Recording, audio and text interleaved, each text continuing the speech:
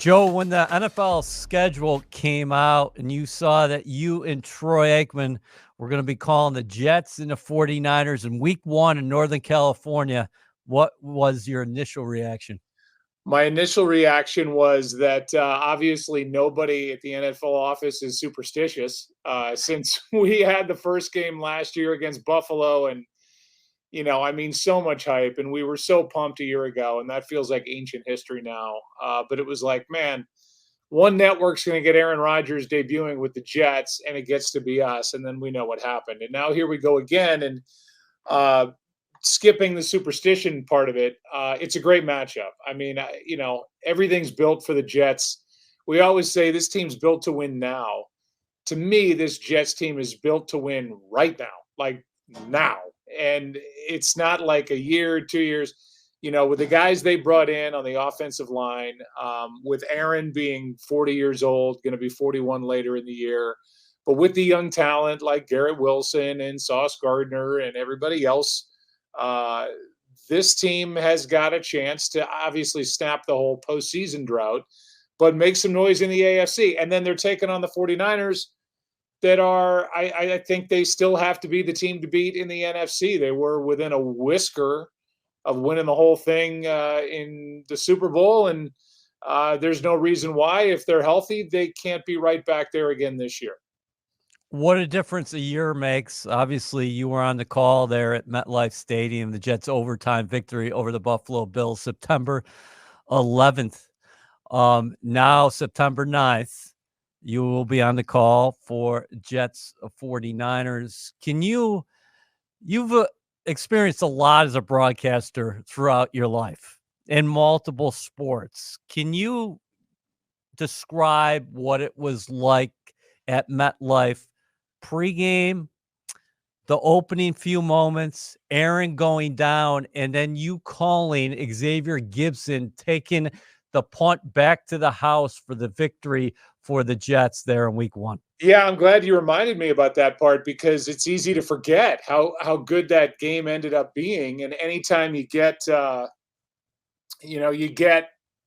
walk-off touchdown in that fashion, it's absolutely phenomenal. So I had kind of let that part of it slip my mind, but the pregame stuff, the hype was just through the roof. It's New York, and it's the anniversary of September 11th. There's a lot going on there, and then you've got this 4-time MVP who's been Mr. Everything for the Green Bay Packers, making his debut for the Jets.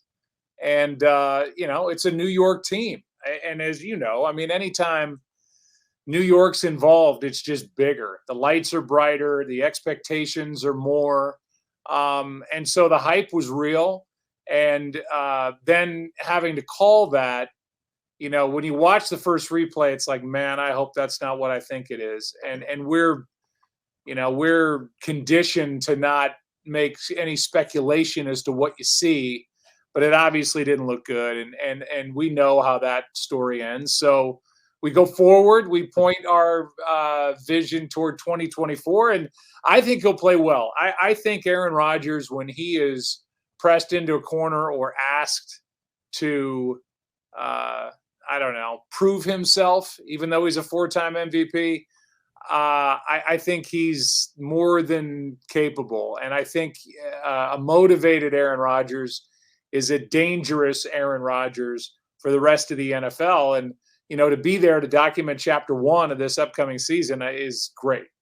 How about the storyline of the Northern California kid going back to face the 49ers? And obviously, you guys will touch upon the fact that way back in the day, obviously, the 49ers went in a different direction at the quarterback position, taking Alex Smith in round 1 while Aaron waited for his turn and getting that call from the Packers. Yeah, I mean, that's always there. And I'm sure for a Northern California kid from Chico, California, he gets tired of that storyline.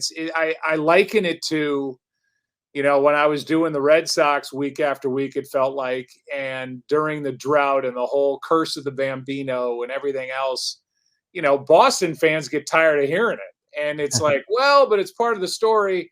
And I've got to be the guy to go, hey, I know everybody's tired of hearing it, but don't forget there's the curse of the Bambino. It's been 86 years. Finally, that thing ended. And at some point, Aaron Rodgers has got to be like, man, I got to be past this in my life, where I was the guy waiting around and hoping to get drafted by the team I grew up rooting for. And here we are with a 40-year-old man. To me, the draft is that's got to feel like a lifetime ago. Sure. It does for me, and I would imagine for him too. So we'll get there. And here it is, 49ers again. But I think our focus, as it should be, will be on going forward and not going too far back. And the AFC is loaded with quarterbacks. The storyline with Aaron being 40, he's going to be 41 in December, trying to lead a franchise back to the promised land for the first time since January 12th, 1969, of course. But the Jets haven't made the playoffs in 13 years either, Joe. Yeah, that's, I think, of bigger pressing issue is the playoff drought. It's too big of a market. It's too proud of a franchise. And that's why you go out and make a deal to get Aaron Rodgers, obviously. And that's why you go all in for 2024. Everybody's tired of talking about it. I'm sure the league is dying for the Jets to fulfill everybody's expectations. And, they were the toast of the schedule a year ago, and they're on there a lot again. We've got another game with the Jets at home against Buffalo pretty early on in the season. So week 6.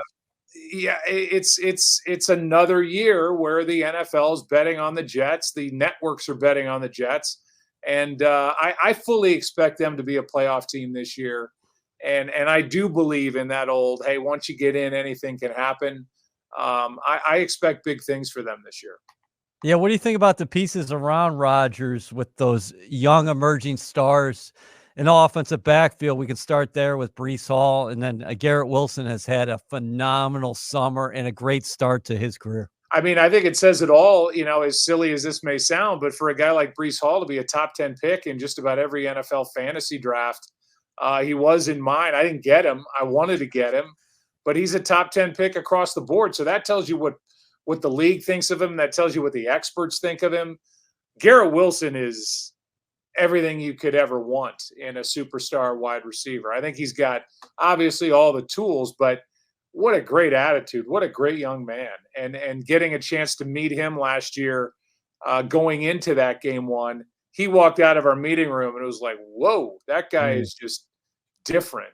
And Sauce Gardner's just made to be a star. I mean, he's just made to be a top NFL shutdown corner. There are very few. I remember Bill Parcells joking with Troy and me years ago, like, everybody says so-and-so's a shutdown corner, okay? There's maybe been one shutdown corner. His name's Deion Sanders, and that's about it. But he's got that kind of feel to him. So there's a lot of pieces around Aaron Rodgers. The offensive line, as I'm sure you were going to ask me about.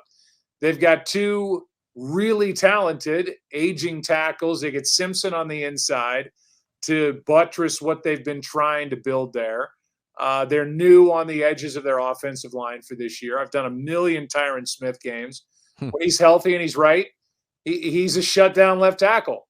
The problem is I don't think he's played an entire season for, 7 or 8 years where he's played all 16 or 17 games. So, he's not getting any younger, but when he's healthy and he's right, he's as good as there is.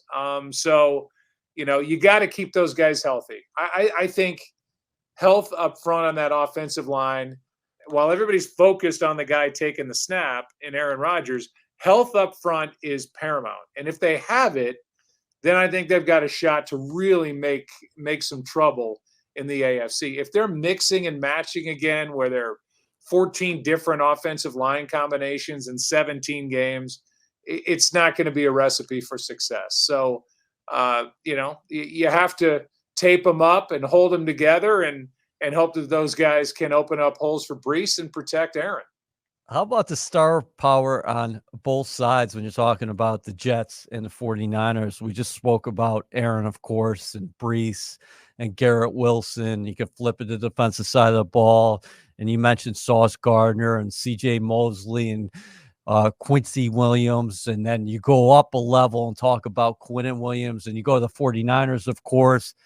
They find this most relevant quarterback at Mr. Irrelevant, Brock Purdy, who's had a tremendous start to his career. Christian McCaffrey in the offensive backfield, Deebo Samuel, George Kittle, Nick Bosa, Fred Warner. Can you just speak to the big names in this marquee matchup in week 1?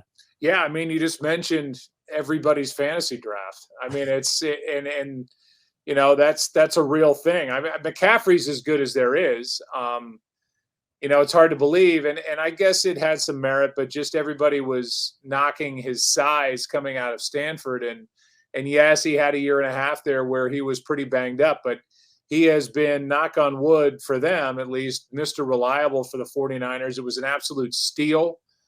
The league is made up of stars, and he is one of them. And with what he does out of the backfield, running it, catching it, he's as good as there is. I think their head coach is outstanding, and Kyle Shanahan, and putting a game plan together. He's not been able to put it all together and win a championship, win a Lombardi trophy, but they've been knocking on the door now. Even going back to his time in Atlanta, he learned from his pop. He's been living and breathing this for a long time. My partner, Troy Aikman, who I respect, said that if he were a GM in 2024, he would make a trade and try to get Kyle Shanahan. He didn't care what it would cost. He thinks he's that good at putting game plans together, and that's got to help a guy like Brock Purdy. There's no doubt about it. I mean, if you put Mac Jones in that system, is Mac Jones maybe the guy that the 49ers are building around? Who knows? But they get Brock Purdy. He's been sensational. Took him to the Super Bowl last year. They missed him the year before when he was hurt, and they lost to Philly in the champ game. Yeah, Kittle. They've still got so many. Deebo, as you mentioned, a good offensive line. Bosa on the defensive side. There's a lot there. So for our camera operators, they got a lot of different people to focus on week 1 between the Jets and Rodgers and Purdy and the 49ers. How about the chess match there with Kyle Shanahan calling plays against his former defensive coordinator and Robert Saleh, who was there in San Francisco? And obviously the Jets have some new wrinkles right now with Jeff Albrecht calling plays, but what do you think about that dynamic when you're talking about Shanahan and Saleh? Yeah, there's a lot of respect there. I know that. We did the Super Bowl with Saleh when Saleh was the defensive coordinator. The game they lost and blew that second half lead against Kansas City down in Miami. And that really is what launched Robert Saleh to the Jets as the head coach. So I know there's a lot of respect both ways. The coaching tree for the Shanahan family going up to Mike and those staffs that he had in Washington, and before that to some degree, but really the staff, the young guys that he had in Washington is just stunning with O'Connell and McVay, and McDaniel was a part of that, and LaFleur, and I mean, it goes on and on and on. So it's Kyle was indoctrinated into the NFL life as a young man, as a boy. And I think he's taken what his dad taught him and improved upon it for today's game. And so, you know, those coaches will, I'm sure, have a nice handshake and I don't think they're texting at this point, but a nice little get together at midfield before the game. And then they'll, I guess the way they say it, go to their respective corners and come out fighting, because it'll be fun to watch that chess match. You said earlier that you think the Jets should be a playoff team in 2024. That return matchup from last year, the Jets hosting the Buffalo Bills on Monday Night Football in Week 6. What's your take on the AFC East this season? Well, I mean, I'll reserve my judgment on Buffalo until I see them early on in the season. I mean, there's no way, and I know Diggs didn't finish the season great last year for the Bills, but he still's a 100+ catch guy. Gabe Davis is not there anymore. Kincaid's going to have a bigger role. They hope they made themselves better in the draft. And you still have Josh Allen. who is a playmaker, a quarterback, and a guy that can throw it as well as anybody. He can run it as a big-bodied quarterback / runner, as good as anybody. But I don't know. I mean, I don't know how you lose a couple of those pieces on offense and it doesn't take you a while to settle back in. You look at Kansas City, they traded Tyreek Hill, and they may look different, but the results are kind of the same. So it's not like it can't be done. But I'm going to reserve judgment on them. I think the Patriots are in a complete rebuild, and I don't think anybody would argue that. And then you've got Miami, that is a team that can put up points, as we saw last year, dynamic, an offense that's kind of fast break, kind of like the Globetrotters, and they come at you from a lot of different ways. And Tua seems like the right guy, with Coach Mike McDaniel pulling the strings. But it feels like the division is there for the taking a little bit more than it has been in the past. I think in the past you go in and it was like Patriots, and who's going to get the wild card. We're a long way from that now, with Brady being gone for years now, and what they're doing with New England. And then Buffalo again. I mean, I think they are going to have to adjust post Diggs and Davis and some of the guys that Allen's been relying on, and we'll see how that looks once it counts. Two final ones for you, and you've been gracious with your time. We really appreciate it. From your perspective, how much have you enjoyed your time up there in the booth with Troy? And can you speak to what you think he brings most to the game and your call? Well, I mean, I've always been proud of what we've built. I think as much as friends as we've done on the air. We're both girl dads. Our girls are basically the same age. Mine are a little bit older. And so we've kind of gone through a big chunk of our lives as kind of younger men to middle-aged men together, and we rely on each other. And so when he left, and we had talked a million times about it before he left Fox, and it was just like, how do I get there? How do I get back in the booth standing next to him? And Fox flashed Olsen in front of me, and Greg would have been great. Obviously, Greg's great. He's one of the most respected guys in a blink in this business. And they flashed Brady, and Brady's Tom Brady.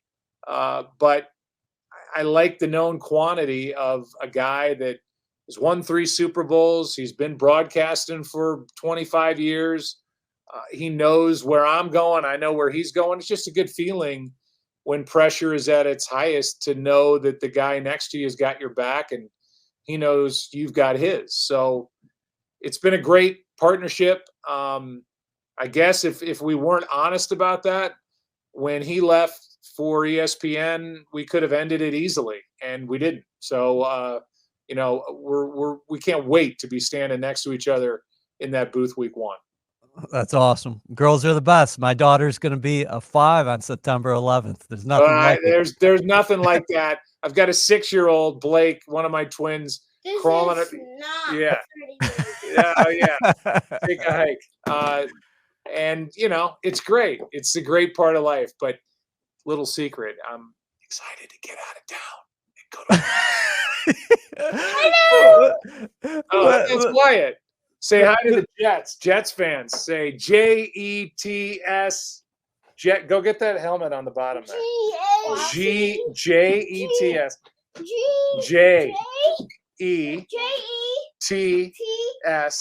Jets. Okay, walk in here. This is the perfect way to finish this. There you go. There you go. Turn your head, B. Turn your head, Blake. Jets. There it is. There it is. Joe Buck. Jets. You'll have the call with Troy Aikman up in the ESPN booth. It is Jets, 49ers, Monday Night Football. And we will stop and say hello when you're back here at MetLife, Week 6, Jets Bills. Fantastic. Enjoyed it. Thank you. Thank you. All right, Bart Scott, we're starting our 14th year together? Or maybe 15th? Wow, is it that long? It's been that long. This is amazing, man. I think we need to get anniversary gifts given to us from the Jets. I like it. Do you want anything in particular? I don't know. Like when you go with marriage, you go with marriage anniversary gifts, I know like year 2 was like wood or something, nickel or something like that. I don't know what 14 is, but I think it's a book out there. We have to ask the women in our lives about we got to get what it's supposed maybe to a little gold, huh? Yeah, maybe a nice little ring. Hey, I'm missing you in the studio, but we will get you back up here next week. Absolutely. Week 1 is always crazy. It's the start of the week. It's unlike any other part of the year. You got all these games, Brazil, Thursday night football, the opener, all that stuff. But, next week it'll be a little bit more normal as, the Jets or as normal as it can be. It's been a wild 2 years with the Jets with all this national attention. This year, I'm really excited about what the difference in this year and next year. Hopefully that we can keep 8 healthy, and then we know that'll take us anywhere we need to go or hope to go. Katie just told us in the back that 14-year anniversary, you do ivory. Okay. Okay, so you're going to get me a piano. I'll take it. All right, listen. So you were talking about this year and the expectations. What feels different about the Jets as they approach that season opener against the 49ers Monday night? The quality of the roster, by far. The depth of the roster, right? You're not wishing that, okay, of course, if any team loses their star quarterback, you feel like, okay, well, their chances of having a successful season, drop dramatically and is almost impossible. But when you talk about the other positions, with the addition of Fasciano, with, I'm sitting here in Baltimore, being able to go get Morgan Moses and bring him back where he was a couple seasons ago, but bring him back seasoned as a veteran that knows what winning looks like because he was able to have success with a great organization. Also, Simpson to come over. And so now you have 2 guys that, even though it's a different, cast around them, you have comfort in knowing that, hey, man, that guy pulling, from the left side to the right side, I know how he pulls. I know how he comes around the corner. I know how tight he comes around the corner. And then he just goes back to Revere Tucker, which he's played with before. So, it's a new line, but it's still a line that has a lot of familiarity with each other. And then you put a Hall of Famer out there that's just going to bring a level of nuance to playing a position at a high level, all the tricks, right? And you have a rookie that gets to learn all those tricks, that gets to hear about all those tricks. It's funny that when we were going through the draft process, that Fasciano, comp was Tyron Smith, but also, one of his favorite players was Tyron Smith, somebody that he looked up to. So to be able to have that wealth of knowledge, like me, coming in the league, in college doing any dogs in the house, to be able to go and actually play with Ray Lewis was like it was a dream come true. And after you get over the star-studdedness of it and he becomes a regular person, that's when the questions come. That's when you start to challenge each other and learn from each other. And I think it's going to be such a great deal. Last year, all the back end of the roster, that had to be forced into duty. These guys now have experience and it's comfortable. I'm excited to see what type of role they carve out for Carter Warren, because I think he's a future starter on this offensive line, as soon as next year or the year after. So that was the big emphasis in the offseason. Joe Douglas had to fortify the offensive line. You believe he certainly has done that. They do have big-time talent up front and then a lot of depth. What do you think about the Jets announcing the contract extension for Michael Carter, a guy that you've been very high on as far as his spot in that defense? Because, listen, obviously he's covering those option routes in the middle of the field, but he's also a junior linebacker against the run. Yeah, I mean, I've been singing those praises for a long time. Michael Carter II. I've been praising it on SNY. I've been praising it on ESPN. I've been praising it here on these platforms because I know how difficult the job is. He reminds me of a nickel we used to have here in Baltimore. His name was Corey Ivy, right? And Corey Ivy was a glue because he was that toughness, because you can't just be a guy that, I can play in space, I can dance with the best of them. You got to be a guy that can anchor, because essentially you're the weak side linebacker. You're sitting over there. You got to come down on the run and set the edge. You got to come down there. They may pull a guard and they might crack block with the receiver that you're covering, and he might go hit the linebacker. Then you have to come in and replace the linebacker. The only difference is the linebacker probably outweighs you by 50 pounds. And he's done that, man. He's so humble, man. And he was one of those guys who came in with Breece Hall. Now, I wish Breece Hall could have found a place here, but unfortunately you can't keep them all. And DJ Reed did a Bryce tremendous Hall, job. Yeah, Bryce Hall. I'm sorry. Yeah. Bryce Hall, right? And, but Michael Carter came in with him, and he didn't have like the glory days. Like, he was there with Echols and all those guys when they were, I think back in the day, Arthur Morlett, all those guys. He was just all over the place, but he was just, going about his business and sharpening his tools, man. And I'm so happy for him. And I think that's something that they can tell other lower draft picks. I remember when I came in the league, people used to always have the Bart Scott story, the undrafted free agent $500 signing bonus that eventually got rewarded by his organization. I think those are the same stories that you tell about Michael Carter. That when you come in here, you'll be about your business and you perform at a high level. We're not letting you lead this building. You're one of us, and we're going to reward you and show you how much we appreciate you. And it's not going to go to the end of your contract. We're going to come to you and say, you know what, you've outperformed your contract, and we thank you. How much does that resonate in the locker room? Because the guy is a key performer on the field, but you just mentioned it. He's such a humble dude. And also, he's just gone about his business the right way. I got to imagine everybody in that locker room is like, that's right, man. This is the kind of place I want to be. They take care of somebody like that. Yeah, I mean, because we see around this league, it's a lot of holdouts going on because guys feel like they've outperformed their contract and they're not getting their contracts addressed. And sometimes we understand it's the business part. It's going to be harder conversations that the Jets are going to have. Like I said before, the hard part, the great part is when you draft well, and guys, exceed expectations or live up to expectations. It's a beautiful thing. That means your scouting department, everybody is evaluating talent and identifying what a Jet looks like. The hard part is much like with, Mango and DeBrickershaw, they come up around the same time, and you have to, figure out the nuance of who do I pay first?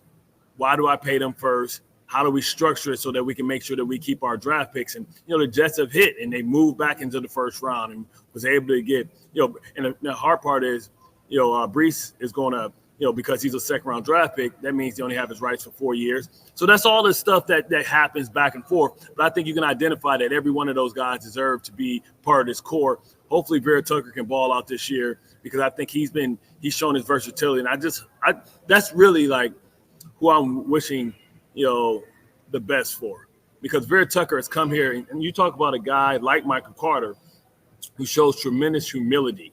Yeah. And you say, well, Bart, why are you talking about humility and sacrifice? Because he's an all-pro guard, but the team needed him to play left tackle, right tackle. He never complained about, hey, this is going to hurt my value. He just showed up and said, whatever you need, coach. And those are the type of players that deserve to be played because it's selflessness. It's putting the we before me. And I just hope this guy has a healthy season so that the world can see what a special player he is. I believe that he's the best guard in football that hasn't been able to show everybody that he's the best guard in football. And I'm not slighting Zach Martin, who's had a hell of a run. I'm not slighting the kid up there in Atlanta, but I don't think any of them have the talent and versatility of Vera Tucker. Speaking of talent, you got a lot of young stars in that locker room. If you start on the offensive side of the ball, you just mentioned AVT, but Garrett Wilson is a guy you visit with weekly. Breece Hall is a guy. Just had him on my show yesterday for a whole hour. He gave me a whole hour on his off day. Brought his brother in, Killer Cam. I was like, damn, Garrett has grown a beard in 2 days. I just saw him, and it was his older brother Cam. So he had a good time with Garrett yesterday. That's awesome. So then you got Breece on the other side of the ball. Quinton Williams is still like 26 years old, I think. Yeah. Is Sauce Gardner. You got Jermaine Johnson entering his third year. And the Jets continue to say, hey, whenever Hassan Reddick gets here, we're going to give him a bear hug. So hopefully that is on the horizon soon. Let's talk about this matchup this week against the 49ers. What do you think about the test going to San Francisco, playing against the defending NFC champs, a team that has a lot of continuity on the offensive side of the ball? I mean, I think you talk about coming out immediately and being tested as far as your personnel, your keys, understanding your communication, your pre and post snap, your side adjustments. And this is a bit of a chess match between two coaches that know each other very well. I think, sometimes when you're with your friends or teammates, you kind of tell some of your secrets. You give some of your secret sauce up. And I'm sure that when they were, on the same team, Saleh and Shanahan shared, concepts and what they want to do and how they like to attack certain types of defenses and offenses. And it's going to be a chess match because these are two teams that I think are built in each other's image. Talk about great left tackle, great left tackle. You talk about versatile running back, versatile running back. You talk about a route running receiver and Ayuk, and you talk about a route running receiver in Garrett Wilson. You talk about up and coming defensive end, right? Maybe he's a couple years behind where Bosa is, but he's behind him and he's heading in the right direction. You talk about outstanding linebacker play. You got two of the best pair, and I think the Jets have the advantage because Greenlaw is hurt. But you talk about, CJ Mosley, 5-time Pro Bowler, one of the best in the business, and then a guy that's a little pit bull in Quincy that just gets to run around and just attack dog and bite everybody. You talk about the better, we're better on the linebacker, on the corner side, but they have good corners in Shadarius Ward. I think, people would say that he's a good player as well. Let's see if Chuck Clark, and Chuck Clark too, because nobody got to see who Chuck Clark was. And I think he's going to remind them what he all about and Hufanga, right? And so you got two teams that are mirror image of each other. And so now, I don't think anybody's going to back down or feel like they're going to be out physical. And it's going to be who can make the big play, who can make that kick, who's going to not make that pivotal mistake, or who's going to keep their cool, and who's not going to get that crazy holding call that nullifies a huge play. But I think the biggest advantage we have is we got 8. And we know we love Brock Purdy. He's performed at a high level, and he's a beautiful story, Mr. Irrelevant and all that stuff. But 8 is special. 8 is fighting for an opportunity to be on that Mount Rushmore of quarterbacks. So when you talk about the matchups are simply, these are two teams that are mirror images of each other. And it's usually the most physical team who wins. And let's see if the Jets can bite down and chew on their mouthpiece, because this ain't going to be a knockout. This is going to be a drag-out fight. I don't care if one team goes up early or not. The other team is going to come back. So it's going to be about who can win within the trenches and who can make the big play. Kyle Shanahan's going to have something for Saleh in that defense that they haven't seen before, prepared for, and how do you handle those type of plays and minimize them? Do you move Sauce? I mean, this is interesting. You just went into the matchup so eloquently. When you're talking about, when we broke it down, check us out, CBS, Sunday morning, 7:30 a.m., Jets game day. We were looking at the film. It's almost like they have a positionless offense. When you have McCaffrey, can move around. You got Deebo Samuel can move around. They got Ayuk back. Kittle is right up there with Kelsey, is one of the top tight ends. Go ahead. He's a tackle. He's a right tackle. So, like, if you're a DN and you're Jermaine Johnson, just ask Aiden Hutchinson when he got pancaked a couple times last year by Kittles. This dude is a Iowa. Understand? This guy's an Iowa tight end. Not to be slept on. Produces some of the best tight ends in all the business, man. And he's the best, most complete. He's the closest thing to Rob Gronkowski that we've seen since Gronk has hung up his cleats. Gronk was one of these guys that was a good receiver that gets those yards because he has huge catch radius, but he was a guy that was pivotal to New England in their run game. And that's why they always put them opposite, because they say Trent can handle the left side, Kittle, you handle the right side, because interiorly, we have the advantage. We spoke about that, on our show that's going to air pretty soon. Do you think Sauce is going to see a lot of Ayuk? Is that what you? I don't think you play that game with them, right? Because you stay left and right. I think you have just as much confidence in DJ Reed as well. You know what I mean, to be able to go over this. So it's not like it's a big drop off with DJ Reed. I know last year he played at a high level. The year before he played at a tremendous level. So you don't worry about that. What you have to do is not, because you fall into that game if they switch, right? See, so let's just say that we're playing that game where we're following Sauce, and then they put Deebo in the backfield. Yep. That's going to bring Sauce into the box where he's not comfortable, and where he's going to see Trent Williams maybe a down block and a pull, and then now you got Sauce out there. No. So what you want to do is you want to play left to right. You got to understand to read your keys and make sure that you understand that they're going to play those personnel games. And when Debo's in the backfield, he's a running back. You don't have to say, oh, here comes a gadget, here comes a trick play, or like when they put CeeDee Lamb in the backfield. This is a running back. So treat him as a running back. And if I'm one of those DNs, I'm going to get wide. I'm going to wide my defensive ends if they put him back there, because I'm going to say, listen, I'm not going to let him circle the defense. I'm going to say, okay, if you're going to get some yards, go holler at Quincy, go holler at CJ Mosley. But you ain't getting outside. And that's what happens. A lot of times guys get hooked by Trent Williams, and he gets outside and it becomes a race. And, you want to say, all right, go in here and get some of this tight. And you make sure that you tell your linebackers, if you want to be a running back, let them realize why that's not a good idea. Okay, so help me out with this one. What does Shanahan try to do with the pre-snap motion? What's the counter for the Jets linebackers, Quincy Williams and C.J. Mosley? Also, how do you negate the middle of the field where this team likes to attack you in the passing game? Well, it's coming off play action, so you have to be able to read your keys. But early on, you want to settle down the defense, so you don't play defenses that can be dictated by the offense, meaning that you don't have to reload, tell everybody shift, change to close call, go from close left to close right. You don't want to do those type of things. What you do is you play a balanced defense that's left and right. You want to allow your guys to play fast, because the guy that plays fast and makes quick decisions, you put the pressure on them. They do all that deception and the eye salad stuff so that you can sit back on your heels, and then you hesitate, and it sets up their run lanes and their blocks. So what you do is you play left to right, so now it doesn't affect you. We used to have a thing with Rex that when teams that do this, and we would say, "Oh, you guys so crazy," you know what I'm saying? Because it don't matter, left or right. Yeah. And CJ, at this point, CJ and Quincy should be able to say, "Hey, man, listen, I know your job, you know my job. We just gonna stay here. We're not gonna be flip-flopping and going with the motion, half motion, you going there. Nah, you stay there. If he go out, I'll take him. If you go your way, you got him. All good. And we'll use our tools in our toolbox to say, okay, well, bracket them inside and out or something like that. But I'm not about to have this guy make our off defense lineman be in 3-point stands and go to the left side, stand up, go to the right side, flip-flop and all that stuff. No, we're not doing that. Other side of the ball, you mentioned 8 before.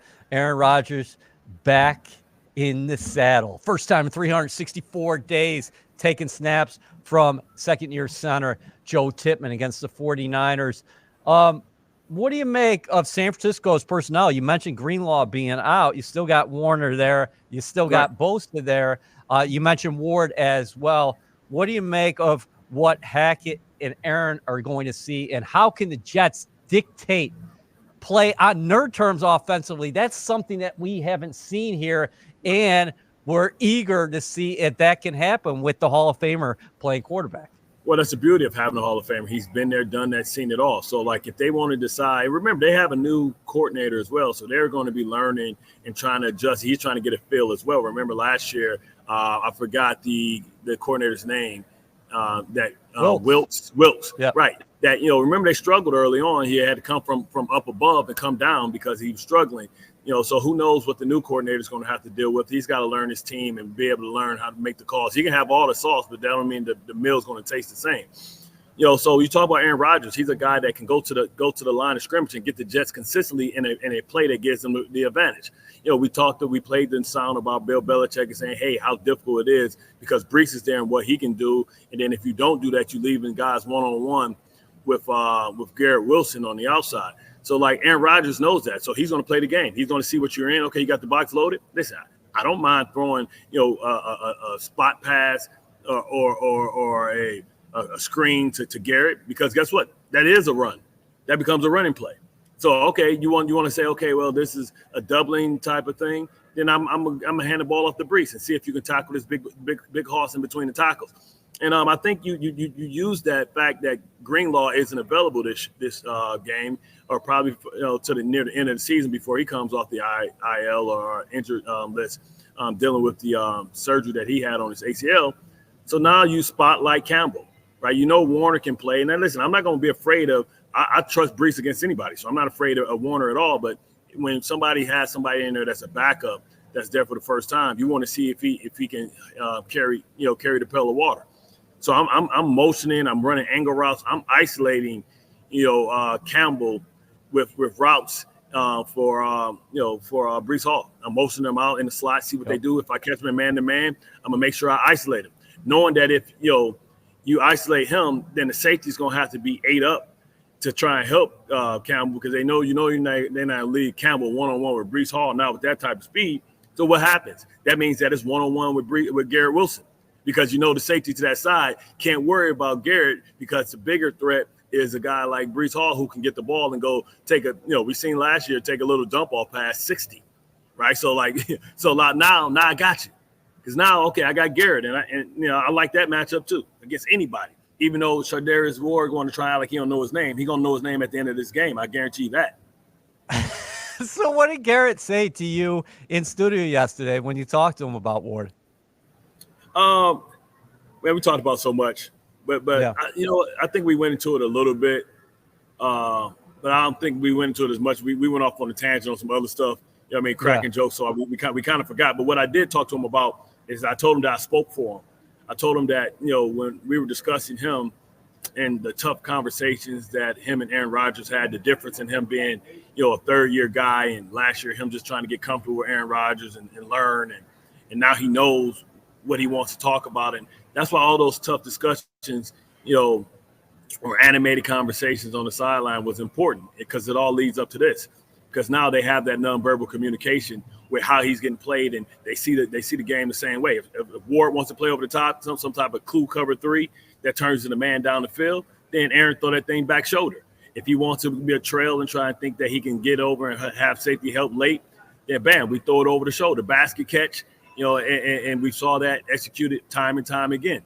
So that's what, Garrett's really excited about, the fact that, he feels that it's a year late, right? And he understands that, hey, man, I've been waiting for this for a long time. Yeah, that's what Sal was saying, Bart, that, hey, we thought it was going to be year 3. It was all set for year 3.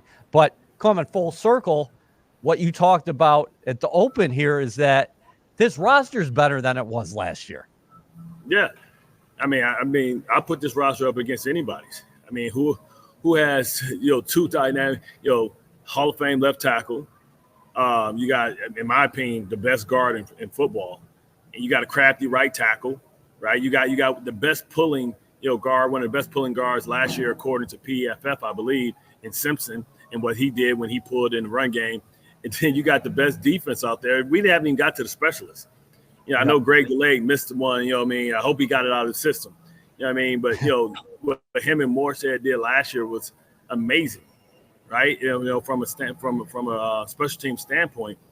But, man, you got weapons galore. You got guys that are in there. This is a window, to me, in my opinion, minus Aaron Rodgers. This is a window of talent that you witness when you witness the Legion of Boom and that whole era, that roster of great young players. Some were high draft picks, some was low draft picks.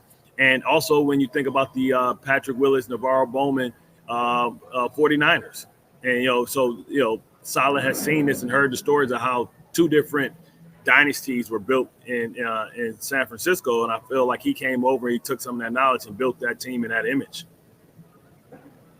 3 games in 10 days. Do you like the way that sets up early in the year when you look at the opponents? You got San Francisco, then a short week Tennessee, and then you come home opener against New England. Those 2 teams, as you know very well, they're in the first year of their programs. Right. I like that, right? Because if you can win this one, even a short week with Tennessee, you should, not a short week with Tennessee, but, going to play Tennessee, I think you feel confident and good, and you're sore, but you're still fresh. You're still fresh, and I think that's when you early on. That's the beauty of being able to test the depth of this team, because you say, okay, man, Mike Williams, you really extended yourself. Maybe the first game we used you more than we would like. We're gonna pull you back on the short game against New England because we feel like we should be able to handle that. We're gonna get you healthy and keep you on that pitch count. We're gonna let you grow, but we're gonna make sure that we get you healthy. We don't want those bodies to be overextended. Tyron Smith, like we out here, we think we can handle this team, so now we're going to work for Shano and get him some action, and Aaron Rodgers got this, So now you got guys that can come in and spell, right, where you can get off to a fast start, but in these 10 days, you can put guys on pitch counts and keep guys fresh. Okay, we ran Brees. We needed to ride Brees for the first game because he was a war daddy. Okay, Braylon Allen, we need you to, all right, the second game, we need you to just be this battering ram, and Isaiah Smith, Izzy or whoever they decide to put up. So that's the beauty of it. Isaiah Davis, Izzy Isaiah Davis, I'm sorry, Isaiah Davis. Alan Lazard, okay, Bromley, you're going to get a little bit more snaps because we're going to be running the ball more, this game, and we want our big guys on the outside, so we'll give some of our guys some rest, and we'll use Garrett on the pitch count for big plays, you know what I'm saying? But if it's a did you have coffee this morning? Did you have coffee this morning? No, I just woke up. Or you on Mountain Dew? Man, it's football season, man. It's the start of the season, man. I'm excited. You are ready, man. I love this. You are ready. I'm excited, man. I'm tired of watching baseball and have to talk about baseball all day. There's no basketball to talk about. I can respect the fact that we got Americans in the U.S. Open, but come on, man. Like, it's football season. That takes precedent over everybody. It's like, I feel like guys, a couple weeks ago, put their 3-week, 2-week notice on to their loved ones to say, hey, listen, I'm just letting you know, in 3 weeks, I won't be available emotionally. I won't be available emotionally. You know what I mean? It's the start of football season. Anything that you want done, it has to be done between the days of Tuesday and Wednesday. Don't talk to me Monday. Don't talk to me Thursday. And maybe you can holler at me Friday. If you want to go on a date, that's the day we go out. Saturday is college football. Sunday is football. So, I'm well said. Well said on the schedule. So this is our final pod before the Jets season kicks off. So we need a win total from you for the Jets. Okay. Absolutely. I'm going to go 26-20. Oh, well, no. Oh, you're picking the Jets to win in San Francisco? Yeah, 26-20. No, I want a win total for the 2024 season. 13-4. 13-4. And that would be something. All right, so Bart, you brought it today. Light work. Yeah. Light work. Fans can also watch you on CBS Sunday morning, 7:30. Jets Game Day also is going to be on NewYorkJets.com and on YouTube, of course. And you're going to be with us again throughout the year 14. It's probably our third or fourth year on the podcast. The year of Ivory, man. I'll be waiting for my Steinway a little later. We'll send Barking with Bart. Barking with Bart. No doubt. Thanks, brother.